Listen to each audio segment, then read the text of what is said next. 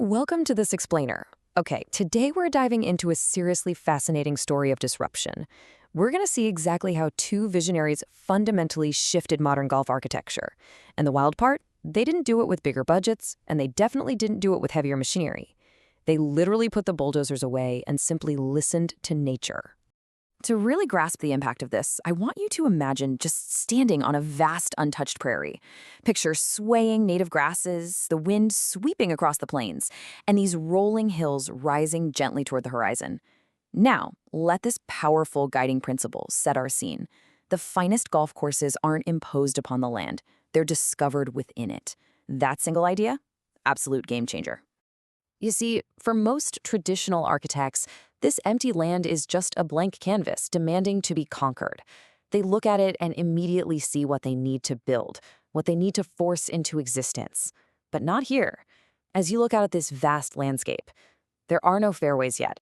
There are no greens. There are no artificial lakes being dug out, no massive bunkers being carved into the dirt, and there is absolutely zero earth-moving equipment in sight.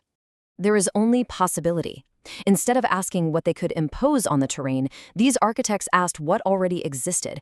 They firmly believed there was a hidden masterpiece waiting patiently in the terrain, just waiting to be discovered. All right, Section 1, Two Minds, One Vision. So, to challenge an industry totally obsessed with controlling nature, two drastically different minds united. Now, some partnerships work because people think exactly alike, right? But this one succeeded because they brought completely different, yet totally compatible skill sets to the table. On one side, we've got Bill Coore. He's a landscape architect who possesses this extraordinary, almost instinctual ability to read the natural land. I mean, he looks at natural ridges and hollows and sees golf holes just waiting to happen. On the other side is Ben Crenshaw, a two-time Masters champion. He brings the player's insight, intimately understanding the strategy, the rhythm, and the emotional pacing that makes a round of golf truly memorable. Born just 3 years apart, Coore in 1949 and Crenshaw in 1952, their early paths were actually quite distinct. By 1973, Crenshaw was already winning on the PGA Tour, earning worldwide respect competing on the game's greatest stages. But the real magic sparked in the mid-1980s. When they connected over golf architecture, they discovered a profound shared admiration for golf's golden age pioneers, legends like Donald Ross and Alister MacKenzie. Believing that simple outlasts spectacular, they made it official and formed Coore and Crenshaw Design in 1986. Moving on to Section 2, the disruption. To understand why their work was so revolutionary, you really have to look at the 1980s golf landscape. At the time, it was dominated by massive earth-moving, towering mounds, and artificial lakes that basically overwhelmed the game itself. Well, Coore and Crenshaw completely flipped that script. They prized minimalist design, strategic variety, and natural beauty. They placed a massive premium on the walking experience and lasting influence, reminding the world that beauty doesn't require extravagance, just a course that invites exploration over brute power. And their disruptive methodology was honestly wonderfully simple. While others arrived with finished blueprints and bulldozers ready to go, Coore and Crenshaw started by just walking the land, sometimes for days, without moving a single shovel of dirt. They listened, observing where the wind naturally traveled and how sunlight hit the ridges. Only then did they allow nature to collaborate, letting the terrain actually shape the idea itself. Their entire ethos can really be summed up like this: walk first, design second. The greatest golf courses have already been imagined by nature. They recognized that true strategy emerges naturally from the terrain.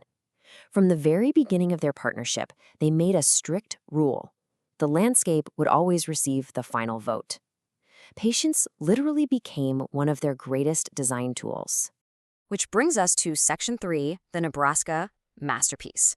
You know, every great architect eventually encounters one extraordinary property that defines them, an opportunity that changes their careers forever. For Coore and Crenshaw, that was Sand Hills Golf Club. Opened in 1995 in Mullen, Nebraska, this place stretched across thousands of acres of enormous, untouched natural dunes right in America's heartland.